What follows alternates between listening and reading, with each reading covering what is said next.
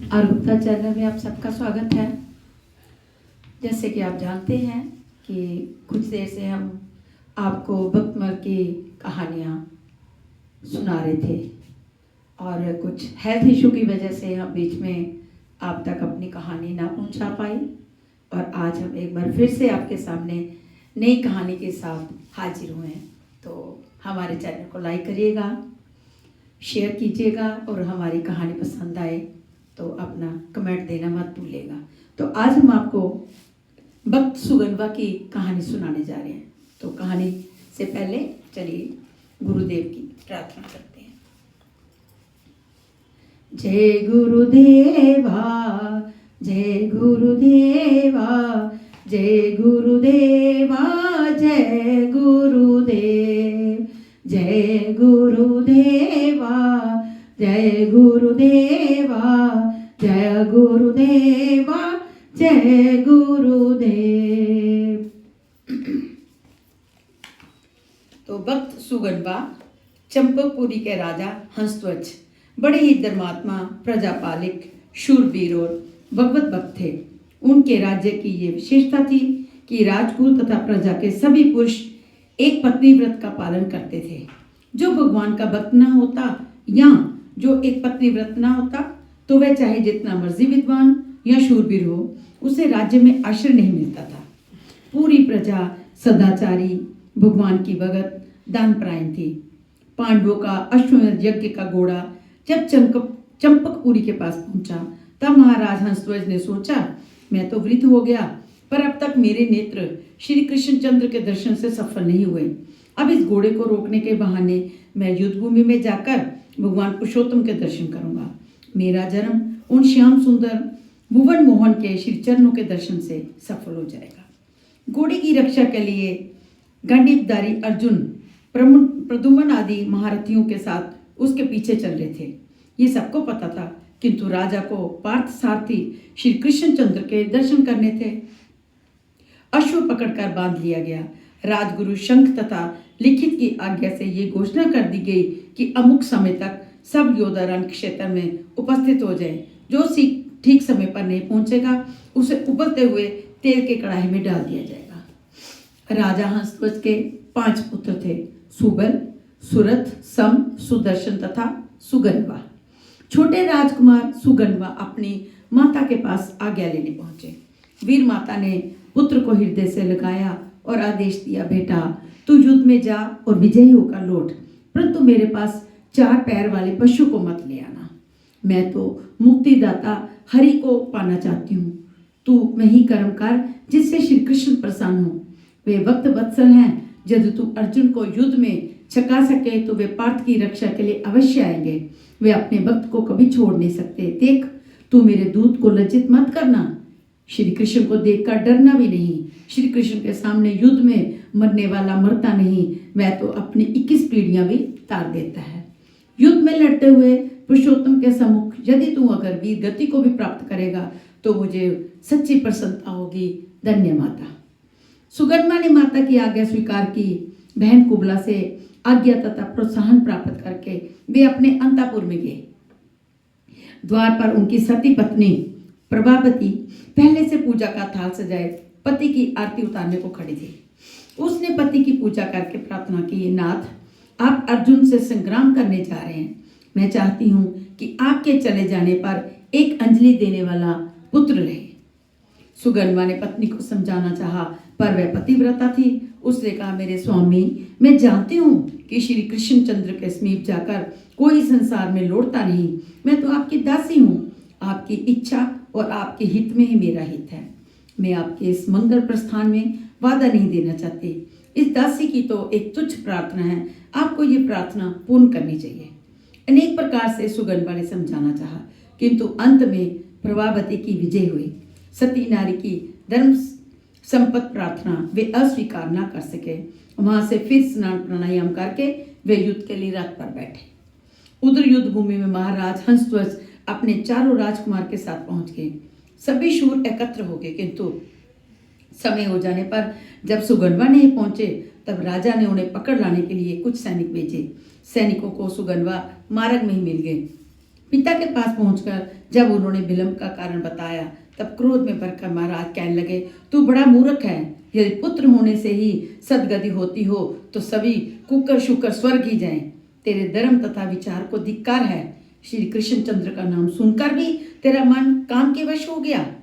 ऐसा कामी भगवान से विमुख कुपुत्र का तो तेल में उबलकर ही मरना ठीक है। राजा ने व्यवस्था के लिए पुरोहितों के पास दूत भेजा। धर्म के मर्मज्ञ, समृद्धियों के रचयिता ऋषि शंख और लिखित बड़े क्रोधित थे। उन्होंने दूत से कहा, राजा का मन पुत्र के मुंह से धर्म भ्रष्ट हो गया है। जब सबके लिए एक ही आज्ञा थी तब व्यवस्था पूछने की क्यों आवश्यकता हुई? जो मंदबुद्धि, लोभ, मोह या भय से अपने वचनों का पालन नहीं करता उसे नरक के दारुण दुख मिलते हैं। हंसध्वज पुत्र के कारण अपने वचनों को आज झूठा करना चाहता है। ऐसे अधर्मी राजा के राज्य में हम नहीं रहना चाहते। इतना कहकर वे दोनों ऋषि चल पड़े। दूत से समाचार पाकर राजा ने मंत्री को आदेश दिया, सुगंधवा को उबलते तेल के कड़ाहे में डाल दिया जाए। इतना आदेश देकर वे दोनों पुरोहितों को मनाने चले गए। मंत्री को बड़ा दुख हुआ, किंतु सुगंधवा ने उन्हें कर्तव्य पालन के लिए दृढ़तापूर्वक समझाया। पिता की आज्ञा सत्य पुत्र को पालन करना ही चाहिए, ये उसने निश्चय किया। उसने तुलसी की माला गले में डाली और हाथ जोड़कर भगवान से प्रार्थना की, प्रभु गोविंद मुकुंद, मुझे मरने का कोई भय नहीं है। मैं तो आपके चरणों में देह त्याग करने ही आया था, परंतु मैं आपका प्रत्यक्ष दर्शन न कर सका, यही मुझे दुख है। मैंने आपका तिरस्कार करके बीच में काम की सेवा की। क्या इसलिए आप मेरी रक्षा को अपने अभय हाथ नहीं बढ़ाते? पर मेरे स्वामी, जो लोग कष्ट में पड़कर भय से व्याकुल होकर आपकी शरण लेते हैं, उन्हें क्या सुख की प्राप्ति नहीं होती? मैं आपका ध्यान करते हुए शरीर छोड़ रहा हूँ, अतः आपको अवश्य प्राप्त होगा। किंतु लोग कहेंगे कि सुगंधवा वीर होकर भी कड़ाही में जलकर मरा। मैं तो आपके भक्त अर्जुन के वानों को अपना शरीर भेंट करना चाहता हूँ। आपने अनेक भक्तों की टेक रखी है, अनेकों की इच्छा पूर्ण की है, मेरी भी इच्छा पूर्ण कीजिए महाराज। अपने इस चरणश्रित की टेक भी रखिए। इस अग्निदाह से बचाकर इस शरीर को अपने चरणों में गिरने दीजिए। इस प्रकार प्रार्थना करके हरे गोविंद श्री कृष्ण आदि भगवान नामों को पुकारते हुए सुगंधवा कढ़ाई के खोलते तेल में कूद पड़े। एक दिन प्रभात के लिए अग्निदेव शीतल हो गए थे। एक दिन ब्रज बालकों के लिए मयूर मुकुटी ने दावाग्नि को भी पी लिया था। आज सुगंधवा के लिए भी खोता तेल मानो शीतल हो गया। सुगंधवा को तो शरीर का बान ही ना था। वे तो अपने श्री कृष्ण को पुकारने लगे। उनका नाम लेने में इतने तल्लीन हो गए थे, किंतु देखने वाले आश्चर्य मूड हो रहे थे कि खोते तेल में सुगंधवा जैसे तैर रहे हो। उनका एक रोम तक जुलूस नहीं रहा था। ये बात सुनकर राजा हंसध्वज दोनों पुरोहितों के साथ वहां आए। श्रद्धा रहित तार्किक पुरोहित शंख को संदेह हुआ, अवश्य इसमें कुछ चालाकी है। भला तेल गर्म होता तो उसमें सुगंधवा बचा कैसे रहता? कोई मंत्र या औषधि का प्रयोग तो नहीं किया गया। तेल की परीक्षा के लिए उन्होंने एक नारियल कढ़ाई में डाला। उबलते तेल में पड़ते ही नारियल फूट गया, उसके 2 टुकड़े हो गए और उछलकर वे बड़े जोर से शंख तथा लिखित के सिर में लगे। अब उनको भगवान के महत्व का ज्ञान हुआ। सेवकों से उन्होंने पूछा कि सुगंधवा ने कोई औषधि शरीर में लगाई क्या, अथवा उसने किसी मंत्र का जप किया था? सेवकों ने बताया कि राजकुमार ने ऐसा कुछ नहीं किया, वे प्रारंभ से भगवान का नाम ले रहे हैं। अब शंख को अपने अपराध का पता लगा। उन्होंने कहा, मुझे धिक्कार है, मैंने भगवान के एक सच्चे भक्त पर संदेह किया। प्रायश्चित करके प्राण त्यागने का निश्चय करके शंख मुनि उसे उबलते तेल की कढ़ाई में खुद ही कूद पड़े, किंतु सुगंधवा के प्रभाव से उनके लिए भी तेल शीतल हो गया। मुनि ने सुगंधवा को हृदय से लगा लिया और उन्होंने कहा, कुमार तुम धन्य हो।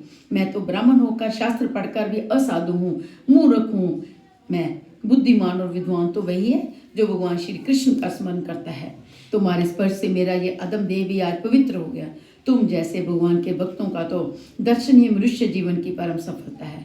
राजकुमार, अब तुम इस देश से निकलो, अपने पिता, भाइयों और सेना को पावन करके मेरा भी उद्धार करो। तो लोकी के स्वामी श्री कृष्ण जिनके सारथी बनते हैं, उन धनुर्धर अर्जुन को संग्राम में तुम्हें संतुष्ट कर सकते हो। मुनि के साथ सुगंधवा कढ़ाई से बाहर आए। राजा हंसध्वज ने अपने भगवत भक्त पुत्र का समादर किया और उन्हें आशीर्वाद दिया। पिता की आज्ञा से सुगंधवा सेना नायक हुए। अर्जुन की सेना ने उनका संग्राम होने लगा। सुगंधवा के शौर्य के कारण पांडव दल में खलबली मच गई।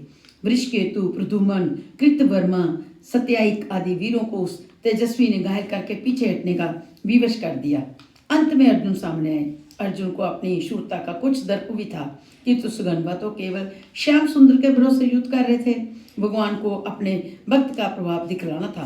बालक सुगन्वा को अपने सामने देख पार्थ को बड़ा आश्चर्य हुआ। सुगन्वा ने उससे कहा, विजय, सदा आपके रथ पर श्री कृष्णचंद्र सारथी के स्थान पर बैठे आपकी रक्षा किया करते थे, इसी से आप सदा विजयी होते रहे। आज आपने अपने उन समर्थ सारथी को कहाँ छोड़ दिया? मेरे साथ युद्ध करने में श्री कृष्ण तो आपको नहीं छोड़ दिया। आप उन मुकंद रहित हैं, ऐसी दशा में मुझसे संग्राम कर भी सकोगे या नहीं? सुगन्वा की बातों से अर्जुन क्रुद्ध हो गया। उन्होंने वान वर्षा प्रारंभ कर दी, परंतु हंसते हुए सुगन्वा ने उनके वानों के टुकड़े टुकड़े उड़ा दिए। अर्जुन के दिव्य शास्त्रों को भी राजकुमार ने व्यर्थ कर दिया। स्वयं पार्थ घायल हो गए, उनका सारथी मारकर गिर पड़ा। सुगन्वा ने फिर हंसकर कहा, धनंजय, मैं तो पहले ही कहता था कि अपने सर्वज्ञ सारथी को छोड़कर आपने अच्छा नहीं किया। आपका सारथी मारा गया, आप मेरे वानों से घायल हो गया। अब भी शीघ्रता से अपने उस श्याम रूप सारथी का स्मरण कीजिए। अर्जुन ने बाएं हाथ से घोड़ों की डोरी पकड़ी, एक हाथ से युद्ध करते हुए भगवान को मन ही मन पुकारने लगे। उनके स्मरण करते ही श्री कृष्णचंद्र प्रकट हो गए। उन्होंने अर्जुन के हाथ से रथ की रश्मि ले ली। सुगन्वा और अर्जुन दोनों ने भगवान को प्रणाम किया। सुगन्वा के नेत्र अनंत से खिल उठे। जिसके लिए उसने युद्ध में अर्जुन को छकाया था वह कार्य तो पूरा हुआ। कमल लोचन श्री कृष्णचंद्र आ गए। उनके दर्शन करके तो वह कृतार्थ हो गया। अब उसे भला और क्या चाहिए? उसने अर्जुन को ललकारा, पार्थ, आपके जे सर्वसमर्थ सारथी तो आगे, अब तो आज मुझ पर विजय पाने के लिए कोई प्रतिज्ञा करे। अर्जुन को भी आवेश आ गया। उन्होंने 3 बाण निकालकर प्रतिज्ञा की, इन 3 बाणों से यदि मैं तेरा सुंदर मस्तक ना काट दूं तो मेरे पूर्वज पुण्यहीन होकर नरक में गिर पड़े। अर्जुन की प्रतिज्ञा सुनकर सुगन्वा ने हाथ उठाकर कहा, ये श्री कृष्ण साथी हैं, साक्षी हैं, इनके सामने ही मैं तुम्हारे इन 3 बाणों को काट न दूं तो मुझे घोर गति प्राप्त हो। ये कहकर सुगन्वा ने श्री कृष्ण तथा अर्जुन को बाणों से घायल कर दिया। उनके रथ को कुछ तोड़ डाला। बाणों से मारकर उनके रथ को कुम्हार के चाक की भांति घुमाने लगा। 400 हाथ पीछे हटा दिया उस रथ को। भगवान ने कहा, अर्जुन, सुगन्वा बहुत बांका वीर है, मुझसे पूछे बिना प्रतिज्ञा करके तुमने अच्छा नहीं किया। जयद्रथ, वध के समय तुम्हारी प्रतिज्ञा ने कितना संकट उपस्थित किया था, ये तुम भूल कैसे गए? सुगन्वा एक पत्नी व्रत के प्रभाव से महान है और इस विषय में हम दोनों पिछड़े हुए हैं। अर्जुन ने कहा, गोविंद, आप आगे हैं, फिर मुझे चिंता ही क्या?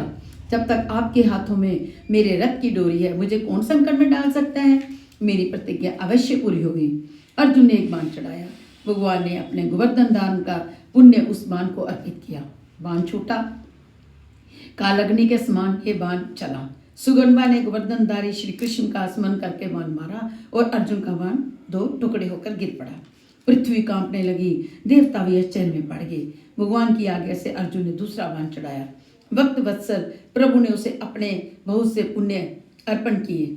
सुगन्वा ने श्री कृष्णचंद्र की जय कहकर अपने बाण से उसे भी काट दिया। अर्जुन उदास हो गए। रणभूमि में हाहाकार मच गया। देवता सुगन्वा की प्रशंसा करने लगे। अब तीसरे बाण को भगवान ने अपने राम अवतार का पूरा पुण्य दिया। बाण के पिछले भाग में ब्रह्मा जी को तथा मध्य में काल को प्रतिष्ठित करके नोक पर वे स्वयं एक रूप से बैठे। अर्जुन ने ये बाण भगवान के देश से धनुष पर चढ़ाया। सुगन्वा ने कहा, नाथ, आप मेरा वध करने स्वयं वन में स्थित होकर आ रहे हैं, ये मैं जान गया हूँ मेरे स्वामी। आओ, रणभूमि में मुझे अपने श्री चरणों का आश्रय देकर कृतार्थ करो। अर्जुन, तुम्हें धन्य है, साक्षात नारायण तुम्हारे बाण को अपना पुण्य ही नहीं देते, स्वयं बाण में स्थित भी होते हैं। विजय तो तुम्हारी है ही अब, किंतु बोलो मत, मैं इन्हीं श्री कृष्ण की कृपा से इस बाण को भी अवश्य काट दूंगा। बाण छूटा। सुगन्वा ने पुकार की, भक्त वत्सल गोविंद की जय हो, और बाण मार दिया। भक्त के प्रभाव को काल देवता रोक ले, ये संभव नहीं। अर्जुन का बाण बीच में से कटकर 2 टुकड़े हो गया। सुगन्वा की प्रतिज्ञा पूरी हुई। अब अर्जुन का प्रण पूरा होना था। बाण कट गया पर उसका अगला भाग गिरा नहीं। उस आधे बाण ने ही ऊपर उठकर सुगन्वा का मस्तक काट दिया। मस्तकहीन सुगन्वा के शरीर ने पांडव सेना को तहस नहस कर दिया और उसका सिर भगवान के चरणों पर जाकर गिर पड़ा। श्री कृष्णचंद्र ने गोविंद मुकुंद हरि कहते उस मस्तक को अपने हाथ में उठा लिया। इसी समय परम भक्त सुगन्वा के मुख से एक ज्योति निकली और सबके देखते देखते वह श्री कृष्णचंद्र के मुख में प्रविष्ट हो गई। जय श्री कृष्ण सभी को। श्री कृष्ण गोविंद हरे मुरारी, हे नाथ नारायण वासुदेव। श्री कृष्ण गोविंद हरे मुरारी, हे नाथ नारायण वासुदेव। जय श्री कृष्ण सभी।